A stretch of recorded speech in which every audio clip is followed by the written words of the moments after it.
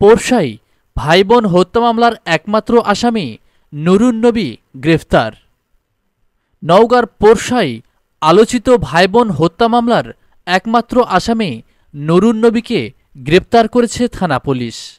12 মে সোমবার ভোর 5:15টার সময় টাঙ্গাইল জেলার সখীপুর থানাধীন বেটুয়া বাজারে জৈনক সুরুজ মিয়ার ফার্নিচার থেকে তাকে আটক করা হয়।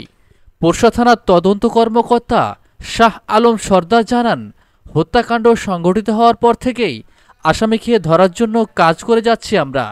আসামি বিভিন্ন সময় বিভিন্ন স্থান পরিবর্তন করতে থাকে।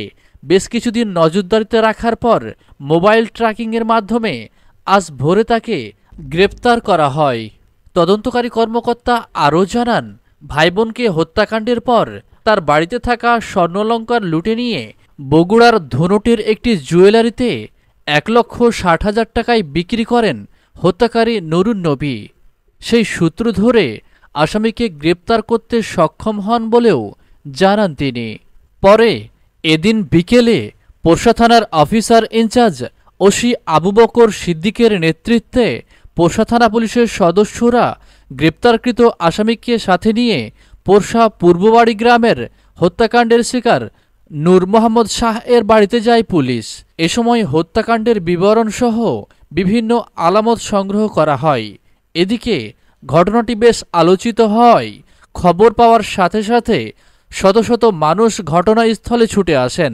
আসামি নুরুন নবী পোরশা উপজেলার বানমোহন গ্রামের আইয়ুব আলীর ছেলে।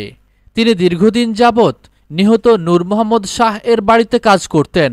আসামি নুরুন নবী মূলত একজন রাজমিস্ত্রি। তিনি দীর্ঘদিন নিহতদের বাড়িতে বাড়ি নির্মাণের কাজ করেছেন। ঘটনার দিন সন্ধ্যার সময় নিহতদের বাড়িতে আসেন নুরুন নবী। এ সময় আলাপচারিতার এক পর্যায়ে টিভি দেখতে দেখতে পাশের রুমে ঘুমিয়ে পড়েন নূর মোহাম্মদ শাহ। এ সুযোগে তার বোনকে একা পেয়ে হত্যা করে নুরুন নবী। তাকে হত্যার পর পাশের রুমে শুয়ে থাকা নূর মোহাম্মদকেও ছুরি দিয়ে গলায় দড়ি পেঁচিয়ে হত্যা করে ঘাতক। এরপর বাড়িতে থাকা স্বর্ণালঙ্কার লুটে নিয়ে যায় হত্যাকারী। এ ঘটনায় স্বর্ণ বিক্রির 1,60,000 টাকা, হত্যাকাণ্ডে ব্যবহৃত ছুরি ও রশি উদ্ধার করা হয়েছে বলে জানিয়েছে পুলিশ।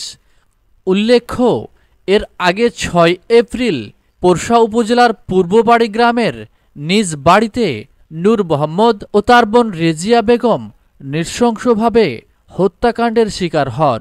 এ ঘটনায় স্থানীয়রা বলছেন, এমন ঘটনা এলাকায় এর আগে কখনো ঘটেনি। এমন জঘন্য হত্যাকাণ্ডের সঙ্গে জড়িত নুরুন নবীর দৃষ্টান্তমূলক শাস্তির দাবি করেছেন স্থানীয়রা।